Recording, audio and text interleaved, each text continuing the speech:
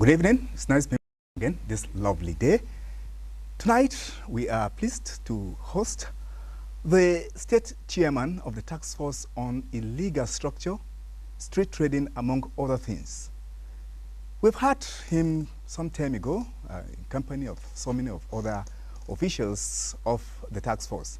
But this evening, we have decided to invite him to brief us more as to what is happening, and of course, to know a little about this chairman. It is my privilege to welcome Alhaji Umaru Miango, the task force chairman on illegal structure, street trading, among others. You are welcome to this program, sir. Thank you very much, Mr. Sunday. It's a pleasure having you on this program platform, and of course, a lot of our viewers may like to know who Alhaji Umaru Miango is. Can you tell us a little about yourself? Well, I'm nobody in particular. Just Alhaji Umaru Miango, a politician. I have the privilege of the Western education starting from the early 50s. And I also have the privilege of at least being a soldier. I was in the military. I fought the Nigerian Civil War. Then, of course, at the end of the Civil War, I decided to opt out because I have these political ambitions. I think politics had been in my blood since from childhood. So I decided to opt out, not because I was not progressing in my military career, because I attended so many courses, both within and abroad.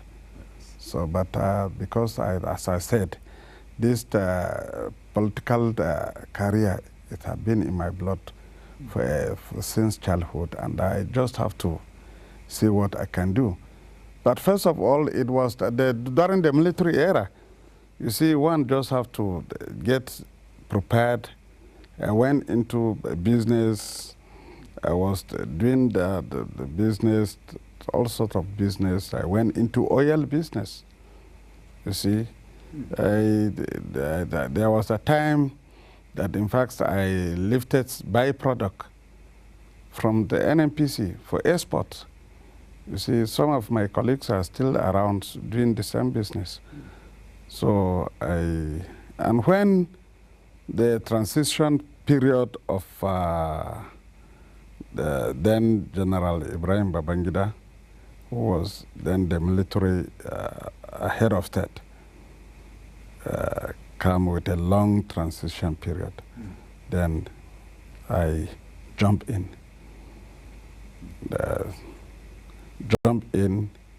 I contested an election into the State Assembly. I won. That is in Jos. Jos Northwest State Constituency. Right. And I represented the Jos Northwest, the State Constituency as a member. In the Assembly, I was one of the principal officers. Although in fact, I was heading for the speakership of the Assembly. Yes, I wanted the top position. But you see, the balancing then did not give me the edge. Okay. So in fact, the stakeholders then said, look, I should settle as a principal of one of the principal positions. Right. So then, of course, it wasn't my choice. I say, no, that is not what I need. But then, you know how politics, there was discipline then. Yeah. The political arrangement, there was a lot of discipline, party discipline, and etc. So it is not as if I lobby to be the chief whip of the State Assembly. So no, you were the chief whip. I was the chief whip. So when I reached my house, I just saw a letter written by the chairman of the party, and it was dropped in my house with the position of the chief whip. It was a principal position, you see. Yes, so then, yes, you see that thing, the military, this democracy with trying to tender In fact, we would have gone far by now if supposing the military have stays by the military profession, not dabbling into politics. The Nigerian democracy would have gone far by now, would have reached even the peak. All the corrections that need to be corrected would have done it. You see, nobody is above making a mistake. You make one mistake, then at least in the other line, you go and correct it. So it's likewise democracy. And if you think that the whole thing have to be done by the lifetime of Umaru Miango, then you're mistaken. Right. Umaru Miango will have his own the contribution.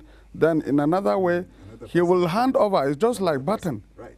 People are coming up. The younger ones are coming up, which of course, along the line, we will have to give way to them. So from the assembly, what was the next thing that happened? From the assembly, the controversial election of Moshood Abiola, he won the election, but there was there was no need for any interim anything. In the assembly, I voiced it out. I said, look, retired General Abacha, retired him.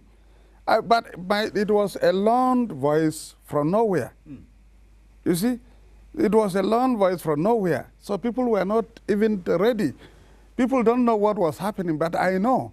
Being a military man myself, I know what was happening. I know there was going to be a change. The change was obvious because there was no how Babangida could step aside. Stepping aside, and he left a general, and that general was the Minister of Defense, you know, the Minister of Defense, and with a lot of power. So the change, yes, right. The change was obvious. Shonika was just a rubber stamp to the order of the day as of that time. So the issue was that obvious that there was going to be a change. And we then who have, in fact, we the Democrat who have come in elected by the people, we are the ones that have paid the price. And up till today, some of us have not recovered from that very election. Yes. Umaru Miango then moved from there after the Shonikan Abacha era. What happened thereafter when democracy was restored back? Well, democracy was restored back. I was the party as, in the UNCP era, you know. I went to Abuja. Then the late Kadia, the Honorable Minister, late Kadia, was blessed memory. We met in Lagos. He phoned me, he called me younger brother. Said, come and meet me. The federal guest house then. The guest house was closed there in the Victoria Island, and the federal guest house was just very close to where I stay, a friend's guest house. My late Aliyu Bima has a guest house very close by. So Kadia phoned me and said, you come and meet me, so that we had a meeting. Then I went to Kadia. He said, look, there's going to be a meeting in Abuja. There's going to be a new formation. Why don't you go represent me? If you go there, tell Sule Takuma that I sent you there. I said you should represent me. I said, okay.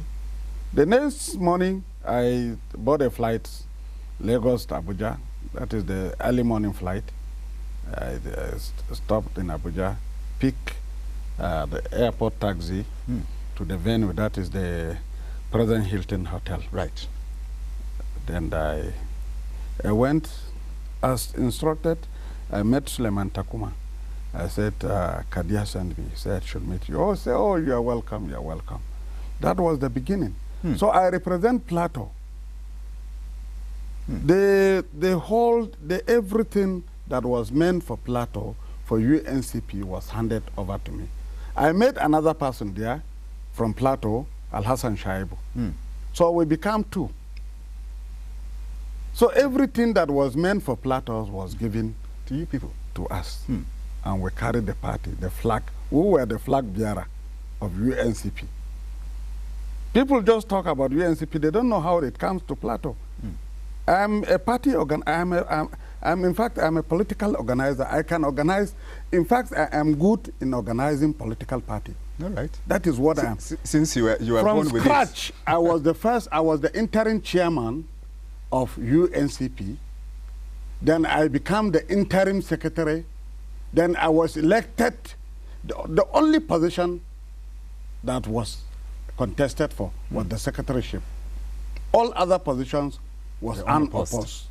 But when it comes to the secretaryship, I brought the party all along from Abuja to Plateau, and some generals connived because they don't want to see my face.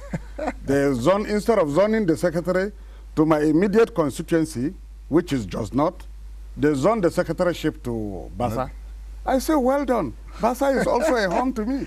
Okay, it's quite interesting, Alaji. Basa is also a fun to me. So I just have to send a message across to my ward in Basa. I said, look, leave me a position, the position of a delegate. They don't know that I'm good at it. So I just send a word. Look, the 10 delegates that were to come for the election, I said, leave a position for me. So my name was in the 10 delegate. So when I came, they were surprised. Ah, you are from Jos. I said, look, I'm from Basa also. I could be from Jos. You could be from Basa? I can also be from Basa. So I contested and I won the election. The only position that was voted for that time. So I became the first secretary of UNCP. Right. And in fact, UNCP is an organized party. But for the death of Abacha, UNCP would have been ruling this country up till today. Yes, there is nothing wrong with that. Right. People talk, politics is all about organizing. If you can organize yourself, you will get better of it. So you sell your things, and people will get used to it, and they will buy it. So if you can be So able to if you don't out. organize like what the PDP is doing now, PDP happened to be the only party presently in the country because it is well organized. It is well organized. The people there know what they are doing. Some parties are only out to get what they can get, and that is all. But what about the party discipline? Because you said that in those days, especially when you were narrating how you became the chief whip. That's right. But that there was high discipline. What is happening this time around? Well, you see that this time around, you see people because there is a lot of money in circulation. You see, in those days, it wasn't money politics. It was integrity that was at play. You see, the exchange integrity these days now for money. So you can bring somebody who is a rock and you give him a position, and because that person is not an integrity, he don't have this personal integrity in him. You don't know how he makes you money, but because he has money. But in those days, it wasn't like that. People were choosing because they are closer to the people they want them to be elected. We were very close to the people. We moved, in fact, the area I contested for in those days, if you go there, you will see children's name Umaru, Umaru, Umaru, Umaru. In fact, up to 10 or more than. Because every night when a woman is pregnant, going to the hospital, and they will send for me, I will go myself, drive them to the hospital. They deliver, if it is a male child, they name it after Umaru. So that is something. But can we still go back to those good old days if you look at the situation that we are in now? That is where the reform, we need to reform. And this reform can only come by gradual change. You see, that is why I said, if it is my time today, our children, they are growing. If you leave this task of saying it must be me, it is not, it must not be you. the question that it must be me is completely Rule out. negated. It's ruled out completely. The question is, we are helping in improving in the development of our nation.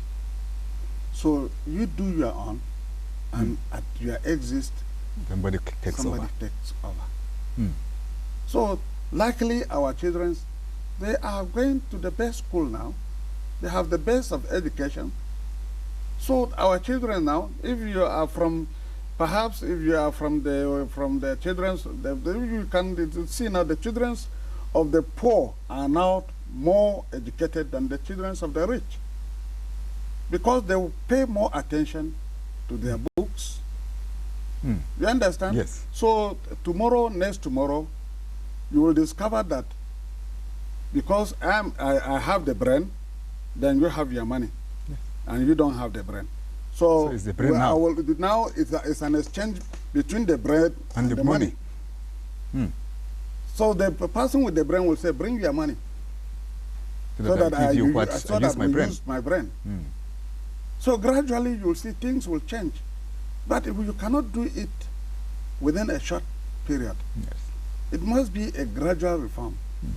You see, because when people are used to the old order, you cannot just change them within the short period. Yes, at a point again, Alhaji Umaru Miango was a commissioner in Plateau State. Am I right? Yes, you're right. How was it like? It was all politics. It was all politics, because then I was a senatorial aspirant. I was a senatorial aspirant. Then what really happened, then the Bodman administration came in. The Bodman administration came in. Then there was this, you see, the younger people, that's why I said you have to be patient in whatever you are doing. Even in politics, you have to be patient. It is not that you just go and you grab it. Even in everything, you have to show that you are patient. If you are patient, at the end of the day, you will be the winner. If you are not patient, you see, Lumumba Ade came and said, I have to drop for him. I said, okay, if you want me to drop, then I must be a commissioner. So that was the deal? That was the deal. That's simple, the deal. Anybody who said, other man too or anybody fixed my name, they are lying. They don't know where my name came from.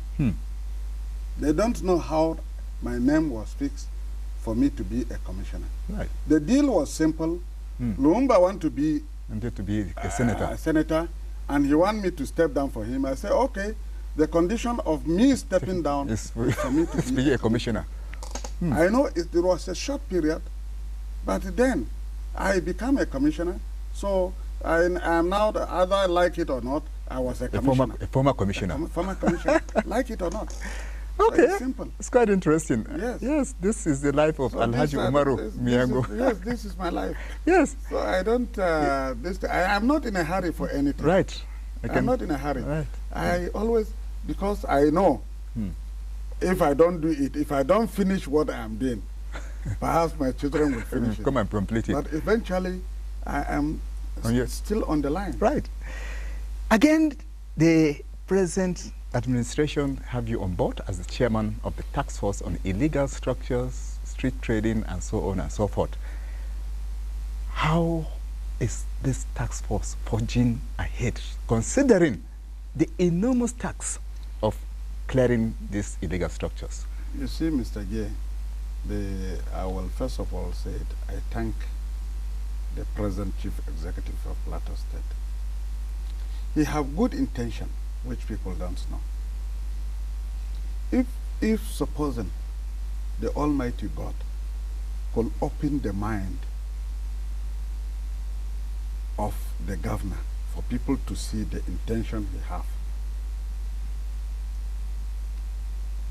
all what is going on in Plateau will not happen. You see, things are done wrongly. If you look at the way, everywhere is becoming a market. There is no difference between a market area and a residential area. Right? There is no difference between a shopping distance. So with this, if you look at the changes, even in the constructions, etc., etc., the governor put this task force in place with good intention. The intention is, please, remove this and place it in the right place. It's supposed to be placed at the correct place.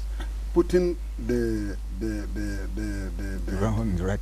That's right. That's right. But people don't know.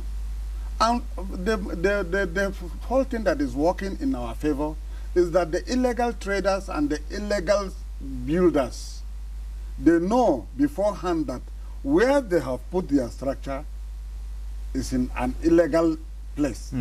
So we are not having tough time with them. Right. We've not been having any tough time with them. Because when we come, they beg us, give us time. That has always been the case. Give us time to remove our structure. Right. And we will say, okay, we accept it. We give you time. Remove your structure. It will take, in fact, sometimes it takes up as long as 6-8 weeks. Lingering. And finally, we will come either in the night and remove your structure for you. Since you have not done what you promised to do. Since you refuse to do it. And always we will give you a hint, so that if you have your valuables inside, you will remove your valuables even before we come in. We are not out for destruction. We are not out for destruction. We know the situation. We know the economic situation. So we are not out to do things that will downturn the already bad situation of the citizens. No. But gradually we've been doing it. The work is there. In fact, what we need, the work is gradually, Mr. Gay, I promise you, if this task force continue like this, within the shortest period, if not because of the crisis, etc., those would have been a city to marvel at. But you know, at a time when we have crisis, then it slowed the task force down. It has to slow us down because we cannot, aggravate the already crisis that is already crisis on ground. Situation. All right. So that is why but we are still on. We are still on, and I bet you by the time in the next quarter, if this crisis, if things being equal as it is today, by this time you will discover that most of the structures, if you go to town now, you will see that we are working. Elijah Umaru Miango, time is not on our side. That's right. But before we round up, what message do you have to people of Plateau State, generally? The plateau, the good plateau, the good old plateau, the message is we have to be patient. We have to bear. Look, Anche Baba Jujine, the Hausaman says so, Baba Jujine, meaning that there are certain positions that you reach in life that whatever, you become the bastard of the good and the bad. Right? So Plateau is a semi-Nigeria. The indigenes of Plateau have to be patient with this situation they found themselves. All that is happening on the Plateau is happening, if it happens somewhere, people don't know it. But if it happened in Plateau, everybody gets to know it. In fact, there are killings every day in Lagos, but nobody knows. But if it happened in Plateau, you'll hear the newspaper, this thing, everybody, because everybody happened to be on ground here. So we need to be patient with one another. Need to be patient with the strangers every citizen of the country that is here, we have to be patient with them and move along with them so that we build a good plateau for our people. Thank you very much for coming on this program. Thank you. It has been a pleasure having you, knowing more about you. Thank you so much. It's a real pleasure. Thank you so much. Well, viewers, that is how far we can go on this edition of The Platform. Until we come your way again with yet another guest, it has been Alhaji Umaru Miango, the task force chairman on illegal structure, street trading, among other things that we hosted this evening. Until then, have a wonderful night rest.